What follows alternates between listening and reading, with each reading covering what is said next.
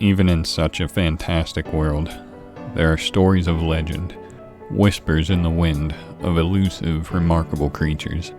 Some of these whimsical creatures and playful mons are what we call fairies. This is the fairy type. Hey guys, it's Elogee. I'm joined by Pockety. Hi guys. And today we'll be going over the fairy type. So I know you are a big fan of the fairy types, or at least I think that you are. So why don't you start us off? Who is your favorite of the fairy types? Alright, so this was pretty hard to narrow down because, like you said, I'm a fan of fairy types. I like a lot of them. And this was a last minute change, and I decided on my mascot, Carbink. You know, I tried using Carbink competitively multiple times, and it's decent. This is completely different, but I don't like how Carbink is just like a weaker Diancie, basically. Like, it would make sense if it was an evolved form, but it just isn't. They're just like related, but there's no explicit connection between them, and I've always felt that was weird, but it doesn't detract from, you know, how much I like Carbink. Like I said, I tried using it competitively multiple times, and it didn't do too badly. I was able to get up my rocks. I believe I magic bounced some things. I did some tricky stuff with Carbink, because that's really all you can do, because its stats kind of hold it back. But overall, I like Carbink competitively. For what it's able to do, I like it. But I mostly like it because it is my mascot, the St. Louis Carbinks. That's my draft league team. And I forget the word. Mascot? Yeah, I don't know if I said that already. Yeah, Carbink's my mascot. Yes, you've said that word about 27 times already. Okay. Well, yeah, Carbink. It's my mascot. It's incorporated into my channel art now. Shout out to Lucky Lucy for drawing it. And yeah, I like Carbink. How do you feel about Carbink? Well, I forgot Carbink was a thing. Have you, aside from being your mascot, have you ever used one like in game? No, it would only be available in XY and Sun and Moon, and I didn't use one in the few times I played through those games, so I might have to do that. But no, so far I have not. Yeah, I think you're gonna have to do that. But no, I mean, Carbink, it's cool. It's, yeah, I mean, Diancie existing and not being related, but just being like a better version of it is annoying. And you didn't mention, but like, it's afraid of buildings and like. I didn't catch that last part. I heard it's afraid of buildings. Bill? You're cutting out.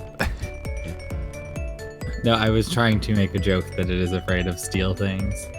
Oh, and so what was the joke? It doesn't matter anymore. Oh no.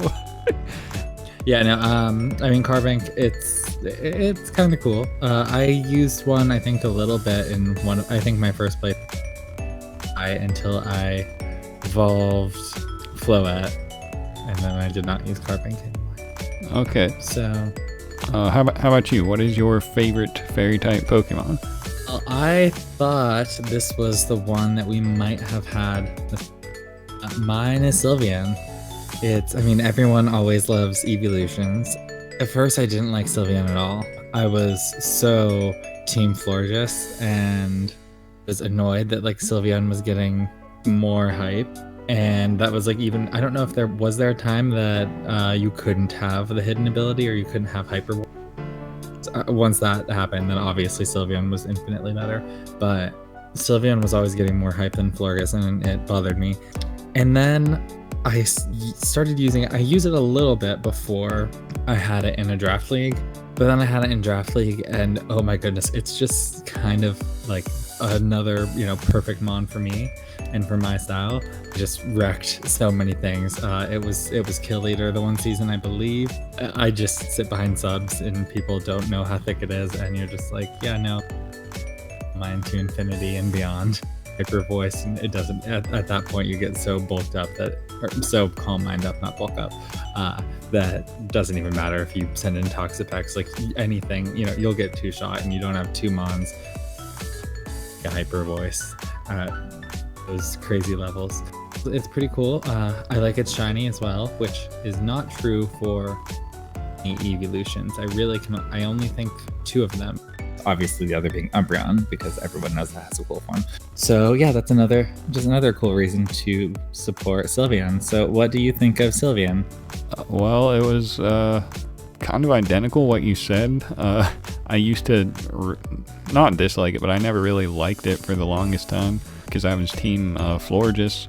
Always liked Florges better, but I was able to acknowledge that Sylveon, was better competitively. So I started giving it a chance, and I could see, why people preferred Sylveon. And then I didn't really warm up to it until this past year. I used one in game, which I haven't done for carving, but I did for Sylveon. In a recent playthrough, I did a Pokemon X, and I liked it. Yeah, I just had a soft spot for Sylveon for about a year now, and so yeah, it's been one of my honorable mentions. But yeah, almost identical to how you described the relationship with Florges. Yeah, since you mentioned using one in game, I have done that once, but I really hate how you have to evolve it. Oh yeah, that is a bit extreme.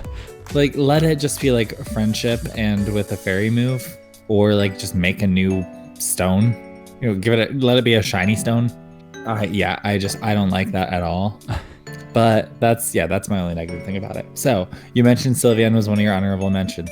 What else do you have on your honorable mention list for the fairy types? Okay, so Sylveon, Mega Gardevoir, who was my favorite favorite fairy type last year, just because of how powerful it is. It's like Sylveon. It's got that hyper voice, so super strong, goes through subs, and just breaks everything. Stronger than Moonblast.